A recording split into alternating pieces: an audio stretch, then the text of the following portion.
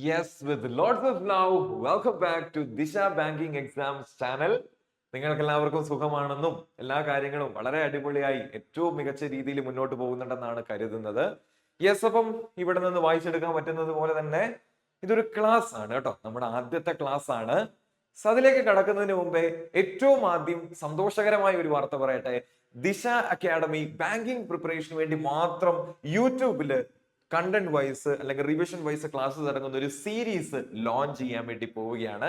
അപ്പം ആ സീരീസിലെ ഇംഗ്ലീഷുമായിട്ട് ബന്ധപ്പെട്ട ഏറ്റവും ആദ്യത്തെ ക്ലാസ് ആണ് കേട്ടോ. അപ്പൊ അതിലേക്ക് നിങ്ങളെ സ്വാഗതം ചെയ്യുന്നതിൽ ഒരുപാട് സന്തോഷം. ദിശ അക്കാഡമി എന്ന് പറയുന്നത് വലിയ ബൃഹത്തായിട്ടുള്ള ഒരു കൂട്ടായ്മയാണ്. കേരളത്തിൽ 5 ഇടങ്ങളിൽ ബ്രാഞ്ചസ് ഉണ്ട്. അതുപോലെ തന്നെ കൃത്യമായ വെൽ ഫങ്ഷനിങ് ആയിട്ടുള്ള ഓൺലൈൻ പ്ലാറ്റ്ഫോംസും ഉണ്ട്. ഇതൊരു ലേണിംഗ് കമ്മ്യൂണിറ്റിയാണ്. ഈ ലേണിംഗ് കമ്മ്യൂണിറ്റിയുടെ ഏറ്റവും വലിയ ഒബ്ജക്റ്റീവ് എന്ന് പറഞ്ഞാൽ പഠനം സുഗമമാക്കുക എന്നുള്ളതാണ്. We are always committed to providing quality classes. അപ്പൊ ആ ഒരു പോളിസിയുടെ നല്ല ഗുണങ്ങൾ ബാങ്കിങ് എക്സാംസ് പ്രിപ്പറേഷൻ മേഖലയിലേക്കും കൊണ്ടുവരുന്നതിന്റെ ഭാഗമായിട്ട് ഒരു 2 കാര്യങ്ങൾ നമ്മൾ ലോഞ്ച് ചെയ്തിട്ടുണ്ട്. അതിൽ ഒന്നാമത്തെ കാര്യം, നമ്മുടെ അക്കാഡമിയുടെ ഒഫീഷ്യൽ ആപ്ലിക്കേഷൻ ആയിട്ടുള്ള ദിശ ലേണിംഗ് പ്ലാറ്റ്ഫോമിൽ ഒരു ഓൺലൈൻ കോഴ്സ്, അത് ബാങ്കിങ് എക്സ്പീരിയൻസിന് വേണ്ടി മാത്രം ഒരു ഓൺലൈൻ കോഴ്സ് ആരംഭിച്ചിട്ടുണ്ട്. അപ്പൊ ആ കോഴ്സിന് സംബന്ധിക്കുന്ന വിവരങ്ങളും അതുമായിട്ട് ബന്ധപ്പെട്ട് വിവരങ്ങൾ അറിയാൻ ഏതൊക്കെയാണ് നമ്പറിൽ വിളിക്കേണ്ടതൊക്കെ കമന്റ് ബോക്സിൽ ഞാൻ പിൻ ചെയ്തു വെക്കാം. പിന്നെ രണ്ടാമത്, ഞാൻ നേരത്തെ സൂചിപ്പിച്ചതുപോലെ തന്നെ യൂട്യൂബ് ക്ലാസ്സസ്, നമ്മുടെ ബാങ്കിങ് എക്സാംസിന് വേണ്ടിയിട്ടുള്ള നമ്മുടെ പ്രിപ്പറേഷൻ ഒരു നെക്സ്റ്റ് ലെവലിലേക്ക് കൊണ്ടെത്തിക്കാൻ ക്ലാസ്സസ് അടങ്ങിയ ഒരു സീരീസ് യൂട്യൂബ് എന്ന് പറഞ്ഞ ഒരു പബ്ലിക് പ്ലാറ്റ്ഫോം ആണ്, എല്ലാവർക്കും ആക്സസിബിൾ ആണ് അല്ലെ. എല്ലാവർക്കും ആക്സസിബിൾ ആയിട്ടുള്ള രീതിയിൽ ഒരു ക്ലാസ് സീരീസും തുടങ്ങാൻ വേണ്ടി പോവുകയാണ്. അപ്പൊ അതിന്റെ ഏറ്റവും ആദ്യത്തെ ക്ലാസ് ആണ് കേട്ടോ. അതിന്റെ ഭാഗമായിട്ട് ഇന്ന് നമ്മൾ പഠിക്കാൻ പോകുന്നത് എറർ സ്പോട്ടിംഗ് ചോദ്യങ്ങളാണ്. അത് സോൾവ് ചെയ്യും. അതുമായിട്ട് ബന്ധപ്പെട്ട കാര്യങ്ങളൊക്കെ വളരെ വിശദമായി തന്നെ ഈ വീഡിയോയിൽ സംസാരിക്കും. അപ്പൊ ഒരു പേപ്പറും പേനയും ഒക്കെ ആയിട്ട് റെഡി ആയിട്ടിരിക്കുക. ചില കാര്യങ്ങൾ, ഗ്രാമറുമായിട്ട് ബന്ധപ്പെട്ട കാര്യങ്ങളൊക്കെ, ഓർത്തിരിക്കേണ്ട കാര്യങ്ങളൊക്കെ ഞാൻ നിങ്ങളെ റിമൈൻഡ് ചെയ്യിപ്പിക്കും, പഠിപ്പിക്കും.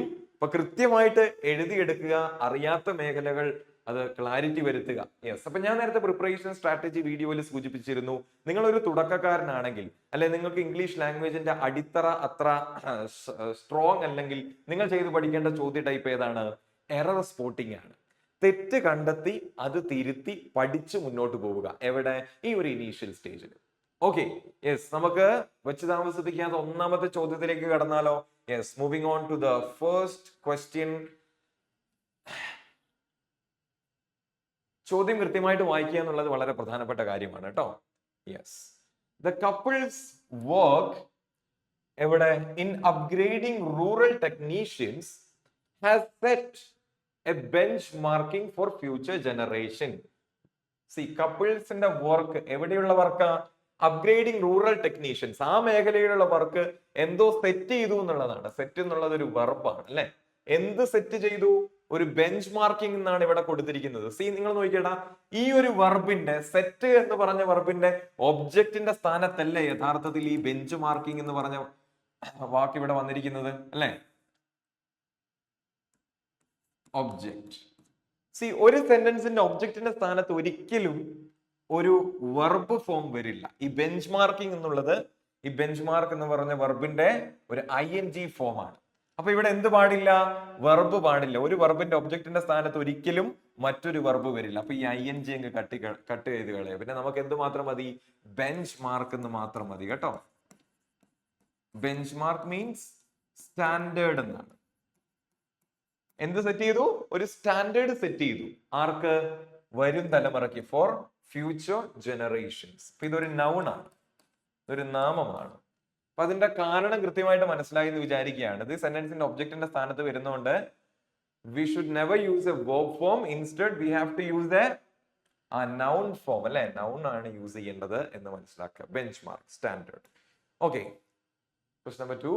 It has taken almost a year for India to let its pessimism translate into fewer jobs. അപ്പൊ നമ്മുടെ ഇന്ത്യ രാജ്യത്തില് പൊതുവെ എന്തുണ്ട്? ഒരു പെസിമിസം ഉണ്ടായിരുന്നു. പെസിമിസം മീൻസ് നെഗറ്റീവ് ഔട്ട്ലുക്ക് എന്നാണ് കേട്ടോ. Negative outlook. ഭാവിയെ സംബന്ധിച്ച് ഒരു പെസിമിസം നിലനിന്നിരുന്നു. ആ പെസിമിസം എന്ന് പറഞ്ഞ നെഗറ്റീവ് ഔട്ട്ലുക്ക് ആണ്. ആ നെഗറ്റീവ് ഔട്ട്ലുക്കിന്റെ റിസൾട്ട് എന്താ? റിഡക്ഷൻ ഇൻ ജോബ് ആണ് അല്ലെ. ആ നെഗറ്റീവ് ഔട്ട്ലുക്ക് ഉണ്ടായിരുന്നത് കൊണ്ട് തന്നെ എന്ത് സംഭവിച്ചു? ജോലിയിൽ കുറവ് സംഭവിച്ചു അല്ലെ, ജോലി സാധ്യതകൾ കുറഞ്ഞു, റിഡക്ഷൻ ഇൻ ജോബ്സ്. അപ്പം ഈ ഒരു പ്രോസസ്സ് നടക്കാൻ എത്രത്തോളം എടുത്തു എന്ന് പറയുന്നത്? 1 വർഷം എടുത്തു എന്നാണ്. നിങ്ങൾ ഈ സെന്റൻസ് തുടങ്ങുന്ന ഈ ഒരു ഭാഗം നോക്കിയേ, it has taking.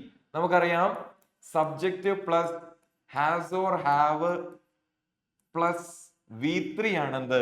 Present perfect tense. അപ്പൊ ഇവിടെ നോക്കിയേ, സബ്ജക്റ്റ് ഉണ്ട്, ഹാസ് ഉണ്ട്. ഒരിക്കലും ഒരു സബ്ജക്റ്റിന് ശേഷം ഹാസ് ഓക്സിലറി ആയിട്ട് ഉപയോഗിച്ചിട്ടുണ്ടെങ്കിൽ തൊട്ടടുത്ത് വരുന്ന മെയിൻ വെർബ് ഒരിക്കലും INGO V2 V1 ആവില്ല. എന്താവും? V3 ആണ്. അപ്പൊ ടേക്കിന്റെ 3 ഫോംസ് പറഞ്ഞേ, ടേക്ക്, ടുക്ക്, ടേക്കൺ. അപ്പൊ ഇവിടെ V3 വരേണ്ടത് കൊണ്ട്, നമ്മുടെ സ്ട്രക്ചർ പ്രകാരം V3 വരേണ്ടത്. കാരണം എന്തുകൊണ്ടാണ്? ഇത് പ്രസന്റ് പെർഫെക്റ്റ് ടെൻസിലുള്ള ഒരു സെന്റൻസ് ആണ്. അപ്പൊ ഇവിടെ ടേക്കിംഗ് വരില്ല, എന്താണ്? ടേക്കൺ എന്നാണ് വരിക കേട്ടോ. 1 വർഷത്തോളം എടുത്തു. എന്താണ് നമ്മുടെ ഇവിടെ നിലനിന്നിരുന്ന ഈ ഒരു നെഗറ്റീവ് ഔട്ട്ലുക്ക് റിഡക്ഷൻ ഇൻ ജോബ്സിൽ റിസൾട്ട് ചെയ്യാം. Okay, yes. അടുത്തത്, the city needs an airport that can efficiently manage a constantly flow of passengers and flights. അപ്പോ നഗരത്തിന് എന്താവശ്യമാണെന്നാ പറയുന്നത്? an airport, ഒരു എയർപോർട്ട് ആവശ്യമാണ്. എന്ത് തരത്തിലുള്ള? എഫിഷ്യന്റ് ആയിട്ട് മാനേജ് ചെയ്യാൻ പറ്റുന്ന, എന്ത് മാനേജ് ചെയ്യാൻ പറ്റുന്ന? പാസഞ്ചേഴ്സിന്റെയും ഫ്ലൈറ്റ്സിന്റെയും ഫ്ലോ. എന്തു തരത്തിലുള്ള ഫ്ലോയാ? അല്ലെ, സ്ഥിരമായിട്ടുള്ള ഫ്ലോ എന്നാണ്. സ്ഥിരമായിട്ടുള്ള ആ വരുത്തുപോക്ക് അല്ലെങ്കിൽ ആ ഫ്ലോയിന്, ഫ്ലോ എന്ന് പറയുന്നത് നമുക്കറിയാം ഒരു നൗണാണ് അല്ലെ. അപ്പൊ ഇവിടെ തൊട്ടിപ്പുറത്ത് ആരായിരിക്കണം? ഈ നൗണിനെ വിശേഷിപ്പിക്കുന്ന ഒരു അഡ്ജക്റ്റീവ് ആകണ്ടേ. പക്ഷെ ഇവിടെ കിടക്കുന്ന വേർഡ് ഏതാ? കോൺസ്റ്റന്റ്ലി. ഈ കോൺസ്റ്റന്റ്ലി എന്ന് പറഞ്ഞാൽ അതൊരു ആഡ്വർബ് ആണ്. ആഡ്വർബ് എന്ന് പറഞ്ഞാൽ ക്രിയയെ വിശേഷിപ്പിക്കുന്നു. നമുക്ക് ക്രിയയെ വിശേഷിപ്പിക്കുന്നതാണോ വേണ്ടത്? ഇവിടെ നൗൺ അല്ലേ, അപ്പൊ എന്താണ്? അഡ്ജക്റ്റീവ് ആണ് വേണ്ടത്. അപ്പൊ ഈ LY എങ്ങോട്ട് വെട്ടിക്കളയാം. പിന്നെ ഏതാ ഉള്ളത്? കോൺസ്റ്റന്റ്. കോൺസ്റ്റന്റ് അഡ്ജക്റ്റീവ് ആണ്, സ്ഥിരമായിട്ടുള്ള എന്നർത്ഥം വരും. കോൺസ്റ്റന്റ് അഡ്ജക്റ്റീവ് ആണ് കേട്ടോ, അഡ്ജക്റ്റീവ്. അപ്പൊ കോൺസ്റ്റന്റ്ലി ഫ്ലോ എന്ന് പറയില്ല, constant flow of passengers and flights. ഇപ്പൊ ഇത് കറക്റ്റ് ആയി. നൗണിനെ വിശേഷിപ്പിക്കുന്ന വാക്കാണ് അപ്പുറത്ത് ഉപയോഗിക്കേണ്ടത് കേട്ടോ. Yes. This group of rural achievers is very different than the ones in the past. അപ്പം കഴിഞ്ഞ പ്രാവശ്യം ഉണ്ടായിരുന്നതിനേക്കാൾ അല്ല, ഉണ്ടായ ആൾക്കാരെക്കാൾ ഇപ്രാവശ്യത്തെ ഈ ഗ്രൂപ്പ് ഓഫ് റൂറൽ അച്ചീവേഴ്സ് എന്താന്ന് പറയുന്നത്? ഡിഫറെന്റ് ആണെന്നാണ് പറയുന്നത് അല്ലെ. കഴിഞ്ഞവരെക്കാൾ അല്ല, കഴിഞ്ഞ കാലങ്ങളിൽ ഉണ്ടായവരെക്കാൾ ഡിഫറെന്റ് ആണെന്ന് എങ്ങനെ പറയും? എങ്ങനെ പറയും? ഈ ഡിഫറെന്റിന്റെ കൂടെ ദാൻ അല്ല, ഡിഫറെന്റ് ഫ്രം എന്നാണ് പറയേണ്ടത്. ഓക്കെ, ഡിഫറെന്റിന്റെ കൂടെ എന്ത് യൂസ് ചെയ്യില്ല? ദാൻ യൂസ് ചെയ്യില്ല. ഡിഫറെന്റ് ഫ്രം സംതിങ് എന്നാണ് പറയാ. Different from something. For example, this phone is different from that phone. ഈ ഫോണ് ആ ഫോണിൽ നിന്ന് വ്യത്യാസമാണ്. ഒന്നിൽ നിന്ന് വ്യത്യാസപ്പെടുക എന്ന അർത്ഥത്തിൽ ഡിഫറെന്റ് ഫ്രം ആണ് യൂസ് ചെയ്യുന്നത്. Do not use than with different കേട്ടോ. റോങ് ആണെന്ന് മനസ്സിലാക്കുക. Yes. The government has announced plans to creating 1 million new training places. Government എന്ത് തീരുമാനിച്ചു? ക്രിയേറ്റ് ചെയ്യാൻ തീരുമാനിച്ചു അല്ലെ. യെസ്. പ്ലാൻസ്. എന്ത് പ്ലാൻസ്? എന്തോ ക്രിയേറ്റ് ചെയ്യാനുള്ള. ഇവിടെ പർപ്പസ് ആണ് കാണിക്കുന്നത് അല്ലെ. ഈ പ്ലാൻസിന്റെ പർപ്പസ് കാണിക്കാനാണ് എന്ത്? ഈ ടു ക്രിയേറ്റിംഗ്. ഈ ഒരു യൂണിറ്റ് നോക്കി, ടു ക്രിയേറ്റിംഗ് എന്ന് പറയില്ല, 2 പ്ലസ് V1 ആണ് യൂസ് ചെയ്യേണ്ടത്. അതിനെയാണല്ലോ നമ്മൾ ഇൻഫിനിറ്റീവ് എന്ന് പറയാ. ഇത് വിളിക്കും ഇൻഫിനിറ്റീവ് എന്ന് വിളിക്കും. 2 പ്ലസ് V1 ഇംഗ്ലീഷിൽ എന്ത് വിളിക്കുക? ഇൻഫിനിറ്റീവ് എന്ന് വിളിക്കുന്നത്. എന്തിനാ ഇൻഫിനിറ്റീവ് യൂസ് ചെയ്യുന്നത്? ഉദ്ദേശം കാണിക്കാൻ, പർപ്പസ് കാണിക്കാൻ. അപ്പൊ ടു ക്രിയേറ്റിംഗ് എന്ന് പറയില്ല, ടു ക്രിയേറ്റ് എന്നാണ്. ടു ക്രിയേറ്റ് എന്നാണ് കറക്റ്റ്. ഉദാഹരണം, I went to the store to buy a pen. ഞാൻ സ്റ്റോറിലേക്ക് പോയി. എന്തിന്? പർപ്പസ് കാണിക്കാൻ എന്ത് ഉപയോഗിച്ചു? ഇൻഫിനിറ്റീവ് ഉള്ള ആ ഒരു ഇൻഫിനിറ്റീവ് ഫ്രേസ് യൂസ് ചെയ്ത്, ടു ബൈ എ പെൻ, ഒരു പേന വാങ്ങിക്കാൻ. Okay, yes. The argument assumes that argument എന്താ പറയുന്നത്? Early detection of the disease will lead, അതായത് നേരത്തെ രോഗം കണ്ടുപിടിക്കുന്നത് എന്തിലേക്ക് നയിക്കും? Immediate drop. എന്തിലുള്ള ഇമ്മീഡിയറ്റ് ഡ്രോപ്പ്? Mortality rating. അപ്പൊ പറയുമ്പോ തന്നെ അതിനകത്തൊരു ശരികേടുണ്ട്. മരണനിരക്കെന്നാണ് പറയേണ്ടത്. അപ്പൊ മോർട്ടാലിറ്റി റേറ്റിംഗ് എന്ന് പറഞ്ഞാൽ ശരിയാവില്ല, അതൊരു വെർബ് ഫോം ആണ്. നമുക്ക് ഒരു നൗൺ ഫോം അല്ല വേണ്ടത്.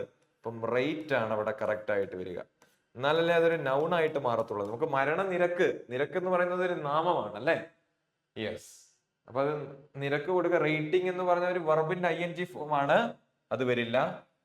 റേറ്റിംഗ് അല്ല, റേറ്റ്. മോർട്ടാലിറ്റി റേറ്റ് എന്നാണ് അതിന്റെ കറക്റ്റ്. അപ്പൊ ഒറ്റ വായനയിൽ തന്നെ അത് കണ്ടുപിടിക്കാൻ പറ്റും അല്ലേ? യെസ്.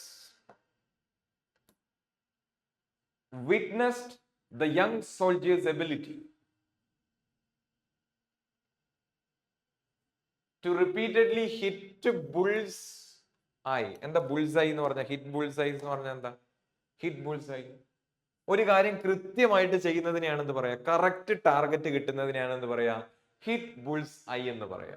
ഇപ്പൊ ഈ ആംസ് ട്രെയിനിങ്ങിൽ, വെപ്പൺ ട്രെയിനിങ്ങില് അവൻ കൃത്യമായിട്ട് ടാർഗറ്റ് ഫിക്സ് ചെയ്തിട്ട് അത് ചെയ്തത് കണ്ടപ്പോ, അതും റിപ്പീറ്റഡ്ലി ചെയ്യുന്നത് കണ്ടപ്പോ, അദ്ദേഹത്തിന്റെ ഒരു കഴിവിനെ കണ്ടപ്പോ ഇൻസ്ട്രക്ടേഴ്സ് എന്ത് ചെയ്തു എന്നാ പറഞ്ഞത്? അവനെ എന്തിലേക്ക് പാർട്ടിസിപ്പേറ്റ് ചെയ്യാൻ? ആർമി മാർക്സ്മാൻഷിപ്പിലെ കോമ്പറ്റീഷനിലേക്ക് പാർട്ടിസിപ്പേറ്റ് ചെയ്യാൻ അവനെ പുഷ് ചെയ്തു എന്നാണ് പറയുന്നത്. അവനെ മോട്ടിവേറ്റ് ചെയ്തു. ഇവിടെ നോക്കിയേ, ഒരു കാര്യം അവന്റെ ആ കഴിവ് കണ്ടതിന് ശേഷമല്ലേ അവനെ പുഷ് ചെയ്തത്? നീ കോമ്പറ്റീഷനിൽ പങ്കെടുക്കടാ, നിനക്ക് അതിനുള്ള കഴിവുണ്ട്, നീ റിപ്പീറ്റഡ്ലി കൃത്യമായിട്ട് ടാർഗറ്റ് ഫിക്സ് ചെയ്തതല്ലേ, ട്രെയിനിങ് ഒക്കെ ചെയ്യുന്നതല്ലേ, നിനക്ക് ആ കഴിവുണ്ടെന്ന് എങ്ങനെ തിരിച്ചറിഞ്ഞത്? After witnessing the young soldiers ability to repeatedly secure the target അല്ലേ? അപ്പൊ ഇവിടെ ഒരു കാര്യത്തിന് ശേഷം മറ്റൊന്ന് സംഭവിച്ചു എന്ന് പറയുമ്പോ നമ്മള് പെർഫെക്റ്റ് പാർട്ടിസിപ്പിൾ ആണ് യൂസ് ചെയ്യുക. ഇപ്പൊ ഇവിടെ എന്തും കൂടി വേണം? ഹാവിങ് എന്ന വാക്കും കൂടി കൊടുത്താലാണ് കറക്റ്റ് ആവുക. Having witnessed the young soldiers ability, കണ്ടതിനു ശേഷം പുഷ് ചെയ്തു. ഇപ്പൊ കറക്റ്റ് ആയി. അവിടെ എന്താ യൂസ് ചെയ്തേ? പെർഫെക്റ്റ് പാർട്ടിസിപ്പിൾ എന്ന് പറയും കേട്ടോ. എന്ത് പറയും? Perfect participle. അതിന്റെ സ്ട്രക്ചർ ഹാവിങ് പ്ലസ് V3 ആണ്. ഫോർ എക്സാമ്പിൾ,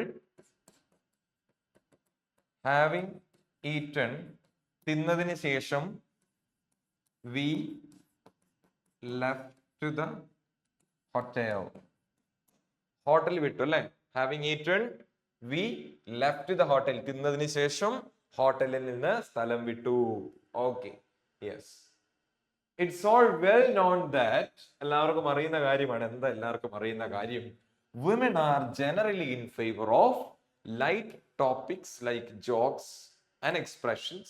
അപ്പൊ എല്ലാവർക്കും അറിയുന്ന കാര്യമാണ്. സ്ത്രീകൾ കൂടുതലായിട്ടും താല്പര്യപ്പെടുന്ന എന്തിലാണ്? ജോക്സ്, അല്ലെങ്കിൽ ലൈറ്റ് ആയിട്ടുള്ള topics like jokes, expressions that causing laughter all around. ചിരി വരുത്തുന്ന ടോപ്പിക്സിലാണ് ആർക്ക് താല്പര്യം? സ്ത്രീകൾക്ക് താല്പര്യം എന്നാണ് പൊതുവെ എല്ലാരും പറയുന്നത്. എനിക്ക് അങ്ങനെ ഒരു അഭിപ്രായമില്ല. എല്ലാരും അങ്ങനെയാണ് പറയുന്നത് കേട്ടോ. യെസ്, നോക്കിയേ, ഇവിടെ എക്സ്പ്രഷൻസ് ഇതെന്താണ്? റിലേറ്റീവ് പ്രോനൗൺ ആണ് അല്ലെ? നമ്മൾ ഇതിനെ എന്ത് വിളിക്കും? റിലേറ്റീവ് പ്രോനൗൺ എന്ന് വിളിക്കും. എന്തിനാണ് ഇംഗ്ലീഷിൽ ഈ റിലേറ്റീവ് പ്രോനൗൺ യൂസ് ചെയ്യുന്നത് അറിയോ? ഒരു നൗണിനോടോ പ്രോനൗണിനോടോ അതിനെ സംബന്ധിച്ച ഒരു എക്സ്ട്രാ കാര്യം ചേർത്ത് വെക്കാനാണ് എന്ത്? റിലേറ്റീവ് പ്രോനൗൺ യൂസ് ചെയ്യുന്നത്. ഇവിടെ ദാറ്റ് എന്തിനാ യൂസ് ചെയ്ത്? ഈ എക്സ്പ്രഷനുമായിട്ട് ബന്ധപ്പെട്ട, ഈ എക്സ്പ്രഷൻസുമായിട്ട് ബന്ധപ്പെട്ട ഒരു എക്സ്ട്രാ ഇൻഫർമേഷൻ ചേർത്ത് വെക്കാനല്ലേ?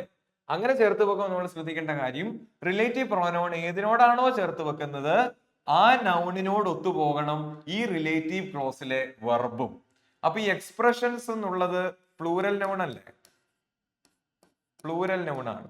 അപ്പൊ ഈ പ്ലൂറൽ നൗണിനോട് ചേർന്ന് പോകേണ്ടത് കൊണ്ട് കോസിങ് എന്ന് പറയില്ല, തെറ്റാണ്. കോസ് എന്ന് മാത്രം മതി കേട്ടോ. കോസ്, ദാറ്റ് കോസ് ലാഫ്റ്റർ എന്ന് മാത്രം മതി കേട്ടോ. കോസ്. എന്തുകൊണ്ട് അങ്ങനെ വന്നേ? ചേർത്ത് വെക്കുന്നത് ആരാണോ അയാളുടെ സ്വഭാവം പോലെ ഇരിക്കണം, അല്ല അയാളോട് ഒത്തുപോകണം ആ ചേർത്ത് വെക്കുന്ന സാധനത്തിലെ വെർബും. അതുകൊണ്ടാണ് കോസ് അവിടെ വന്നത്. പ്ലൂറൽ നൗൺ എഗ്രിമെന്റ് വരുമ്പോ plural verb. We are bringing in the idea that yes, അങ്ങോട്ടേക്ക് ഒന്നും പോണ്ട, തുടക്കത്തിൽ തന്നെ നമുക്ക് ഉത്തരം കിട്ടി. നോക്കിയേ, we are bring in, നമ്മൾ എന്തോ കൊണ്ടുവരുന്നു. എന്താ കൊണ്ടുവരുന്നത്? ഒരു ഐഡിയ കൊണ്ടുവരുന്നു എന്നാണ്. അങ്ങനെ കൊണ്ടുവരുന്നു എന്ന് പറയുമ്പോൾ നിങ്ങൾ നോക്കിയേ, ഇപ്പൊ നടന്നുകൊണ്ടിരിക്കുന്ന ഒരു കാര്യമാണ് അല്ലെ, ഞങ്ങൾ കൊണ്ടുവന്നുകൊണ്ടിരിക്കുകയാണ്. ഇപ്പൊ നടന്നുകൊണ്ടിരിക്കുന്ന കാര്യം ഇതിലാ പറയണ്ടേ? പ്രസന്റ് കണ്ടിന്യൂസിലാണ് അല്ലെ. ഈ പ്രസന്റ് കണ്ടിന്യൂസിന്റെ സ്ട്രക്ചർ എന്താ? Subject plus is am are plus ING form of the വെർബാണ് അല്ലെ. സബ്ജക്റ്റിന് ശേഷം ഈസ് അല്ലെങ്കിൽ ആം ആറ് മൂന്നെണ്ണത്തിൽ ഏതെങ്കിലും ഒന്ന് പ്ലസ് ക്രിയയുടെ ING രൂപമാണ് കണ്ടിന്യൂസ് ടെൻസുകളിൽ വേണ്ടത്. ഇവിടെ സബ്ജക്റ്റ് ഉണ്ട്, ആറുണ്ട്, പിന്നെ ഏതാ? ബ്രിങ് മാത്രമേ ഉള്ളൂ. അത് മാത്രം മതിയോ? ഇല്ല. ബ്രിങ്ങിങ് എന്നും കൂടി പറയുമ്പോഴാണ് എന്ത് ഈ ടെൻസിന്റെ സ്ട്രക്ചർ കറക്റ്റ് ആവുന്നത് കേട്ടോ. Bringing. Yes, hope it's clear. The manager emphasized on the need for better communication among the team members. അപ്പൊ ഈ ടീം മെമ്പേഴ്സിന്റെ ഇടയിലുള്ള ആശയവിനിമയം, കമ്മ്യൂണിക്കേഷൻ, അത് കുറച്ചും കൂടി ബെറ്റർ ആക്കണം. അങ്ങനെ ഒരു ആവശ്യം നിലനിൽക്കുന്നുണ്ട്. ആ ആവശ്യത്തിന്റെ മേൽ എംഫസൈസ് എന്ന് പറഞ്ഞാൽ ഊന്നൽ കൊടുക്കുക എന്നാണ്. ഒരു കാര്യത്തിൽ എംഫസൈസ് ചെയ്യുക എന്ന് പറഞ്ഞാൽ എന്താണ്? ഊന്നൽ കൊടുക്കുക. അപ്പം ഈ എംഫസൈസ് ഒരു ഡയറക്റ്റ് ഒബ്ജക്റ്റ് സ്വീകരിക്കുന്ന ഒരു ട്രാൻസിറ്റീവ് വെർബാണ്. അപ്പൊ അതിന്റെ കൂടെ എന്ത് വേണ്ട? ഓണ് വേണ്ട. എംഫസൈസ്ഡ് ദ നീഡ് എന്ന് മതി. എംഫസൈസിന് ശേഷം നേരെ എന്ത് വെക്കാം? ഈ ദാ ചേർത്ത് ഈ ഭാഗം ചേർത്ത് വെക്കാം. ഇതിന്റെ ഇടയില് ഒരു മധ്യസ്ഥൻ എന്നതുകൊണ്ട് എന്ത് വേണ്ട? ഓണ് വേണ്ട എന്ന് മനസ്സിലാക്കുക. യെസ്, എംഫസൈസ് ഒറ്റയ്ക്ക് നിന്നാ മതി. Automated luggage handling systems R ensuring. എന്താണ് എൻഷുർ ചെയ്യുന്നത്? That on the time of passengers are out of the plane, their baggage is already waiting for them. അപ്പം ഈ ഓട്ടോമേറ്റഡ് ബാഗേജ് ഹാൻഡ്ലിംഗ് സിസ്റ്റം എന്താ ചെയ്യുന്നത് വെച്ചാല്, അതായത് എപ്പോഴാണോ പാസഞ്ചേഴ്സ് പുറത്തിറങ്ങുന്നത്, ആ പുറത്തിറങ്ങുന്ന വഴി തന്നെ അവരുടെ ലഗേജും അവരുടെ ബാഗേജും റെഡി ആയി നിൽക്കുന്നുണ്ടാകും എന്നാണ്. ഇപ്പൊ ഏത് ടൈമാണോ അവർ പുറത്തിറങ്ങുന്നത്, ആ ടൈമിൽ തന്നെ എന്ത് റെഡിയാവും? അവരുടെ ആ ബാഗേജും സെറ്റ് ആയിട്ട് നമ്മൾ എടുത്തുകൊണ്ട് പോയാൽ മാത്രം മതി. അത്ര എഫിഷ്യന്റ് ആയിട്ട് എന്ത് വർക്ക് ചെയ്യുന്നുണ്ടെന്ന് പറഞ്ഞ ഓട്ടോമേറ്റഡ് ബാഗേജ് ഹാൻഡ്ലിംഗ് സിസ്റ്റം. ഇവിടെ നിങ്ങൾ ഈ ഒരു ഭാഗം നോക്കുക. On the time, that on the time, അത് ശരിയാണോ? പാസഞ്ചേഴ്സ് ട്രെയിനിൽ നിന്ന് പുറത്തിറങ്ങുമ്പോഴേക്കും അല്ലെ, ട്രെയിൻ അല്ലല്ലോ, പ്ലെയിൻ, സോറി, പ്ലെയിൻ ആണ് കേട്ടോ. പ്ലെയിനിൽ നിന്ന് പുറത്തിറങ്ങുമ്പോഴേക്കും എന്നാണ്. അപ്പൊ ഓൺ ദ ടൈം എന്നല്ല, ബൈ ദ ടൈം കേട്ടോ. ബൈ ദ ടൈം എന്നാണ്. By the time you reach, നീ എത്തുമ്പോഴേക്കും. By the time you leave, നീ പോകുമ്പോഴേക്കും. അതുപോലെ തന്നെ by the time the passengers are out of the plane, പ്ലെയിനിൽ നിന്ന് പുറത്തിറങ്ങുമ്പോഴേക്കും റെഡി ആയിരിക്കുന്നതാണ്. അപ്പൊ on the time, sorry, by the time എന്നാണ് വരിക. ഓൺ ദ ടൈം എന്നുള്ളത് തെറ്റാണ് കേട്ടോ. യെസ്.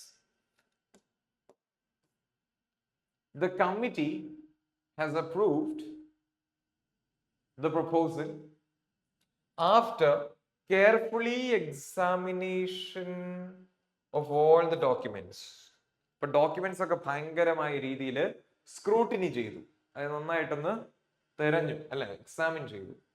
ഇവിടെ എക്സാമിനേഷൻ ഉള്ളത് നമുക്കറിയാം, തിരയുന്നതിന്റെ നൗൺ ആണ് അല്ലെ. നൗൺ കൃത്യമായിട്ട് പരിശോധന എന്നാണ്. പരിശോധന അതൊരു നൗൺ ഫോം അല്ലേ, നാമമല്ലേ. അപ്പൊ നാമത്തെ വിശേഷിപ്പിക്കുന്ന വാക്കല്ലേ തൊട്ട് മുമ്പിൽ വരേണ്ടത്? നമ്മൾ നേരത്തെ ഒരു ചോദ്യം കണ്ടില്ലേ, അതുപോലെ തന്നെ. ഇപ്പൊ കെയർഫുള്ളി എന്നുള്ളത് ആരാ? ആഡ്വർബ് ആണ്. നമുക്കൊരു ആഡ്വർബ് വേണോ? നമുക്ക് എന്താ വേണ്ടത്? അഡ്ജക്റ്റീവ് അല്ലേ. അപ്പം LY വെട്ടിക്കളയാ കേട്ടോ. യെസ്, LY വെക്കുക. നമുക്ക് എന്ത് മാത്രം മതി? കെയർഫുൾ എന്ന് മാത്രം മതി. Careful examination. കെയർഫുൾ ആണെന്ത്? അഡ്ജക്റ്റീവ് അഥവാ നാമവിശേഷണം എന്ന് പറയുന്നത്. Just careful is enough. Carefully means adverb ആണ്. അതിവിടെ ചേരില്ല, കാരണം ഇപ്പുറത്ത് നൗണ് കിടക്കുന്നതുകൊണ്ട് നാമവിശേഷണമായിരിക്കണം, അപ്പുറത്ത് വരേണ്ടത് കൊണ്ട് കെയർഫുൾ കേട്ടോ. Yes. Neither the teacher nor the students was aware of the changes in the syllabus. നല്ല കാര്യമായി പോയി അല്ലെ. ടീച്ചർ പറഞ്ഞില്ല, കുട്ടികൾ പറഞ്ഞില്ല എന്ത്? സിലബസിൽ വന്ന മാറ്റങ്ങൾ. ഇവിടെ നിങ്ങൾ ശ്രദ്ധിക്കേണ്ട കാര്യം, നൈദർ, അതുപോലെ തന്നെ എന്തുണ്ട്? നോർ ഉണ്ട്. നമ്മളിവിടെ ശ്രദ്ധിക്കേണ്ട ഒരു നിയമം എന്ന് പറഞ്ഞാൽ, നൈദർ നോർ ഉപയോഗിച്ച് രണ്ടാൾക്കാരെ ബന്ധിപ്പിക്കുന്നുണ്ടെങ്കിൽ അത്തരം സെന്റൻസുകളിൽ ഈ ക്രിയ എന്ന് പറയുന്നത് ഇത്രയുള്ളതിന്റെ നിയമം, റൂൾ എഴുതിക്കോ. റൂൾ ഇത്രയേ ഉള്ളൂ. നൈദർ നോർ ഉള്ള സെന്റൻസിലെ rule, the verb agrees with the nearest subject.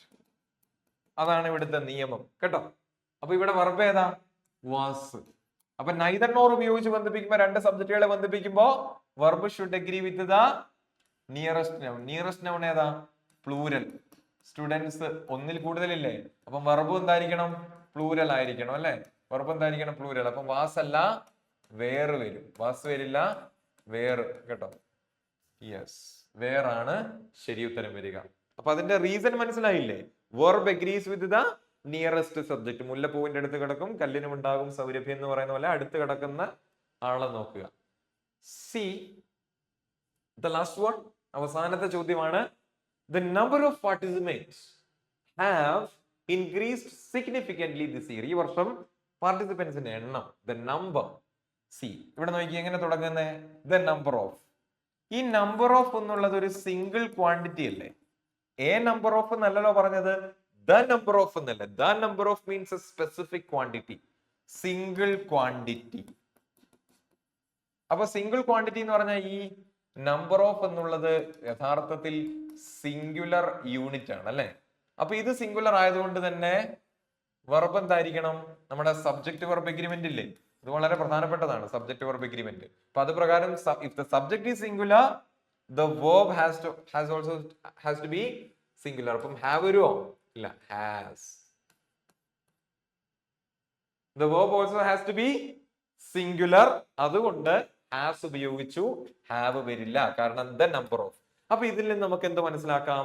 The number ഓഫിൽ തുടങ്ങുന്ന ഒരു സെന്റൻസ് ആണെങ്കിൽ it always takes a singular verb എന്ന് പഠിച്ചു വെച്ചുകൂടെ? Yes, okay. So that's end of it. അപ്പൊ ഇത്രയോ ചോദ്യങ്ങൾ നമ്മൾ ഡിസ്കസ് ചെയ്തു. അപ്പൊ ഇതുമായിട്ട് ബന്ധപ്പെട്ട എന്തെങ്കിലും സംശയങ്ങൾ ഉണ്ടെങ്കിൽ മടിക്കാതെ feel free to ask. Comment ബോക്സിൽ കൊടുത്താൽ മതി, തീർച്ചയായിട്ടും ഞാൻ റിപ്ലൈ തരുന്നതായിരിക്കും കേട്ടോ. So thanks for watching. Subscribe ചെയ്യുക. ചാനൽ ഉപകാരപ്രദമെന്ന് തോന്നുന്നുണ്ടെങ്കിൽ തീർച്ചയായിട്ടും നിങ്ങളുടെ പിയർ ഗ്രൂപ്പിലേക്കും ഫ്രണ്ട്സിലേക്കും ഒക്കെ ഇത് ഷെയർ ചെയ്യുക കേട്ടോ. Yes, thank you. Happy learning. See you in the next class.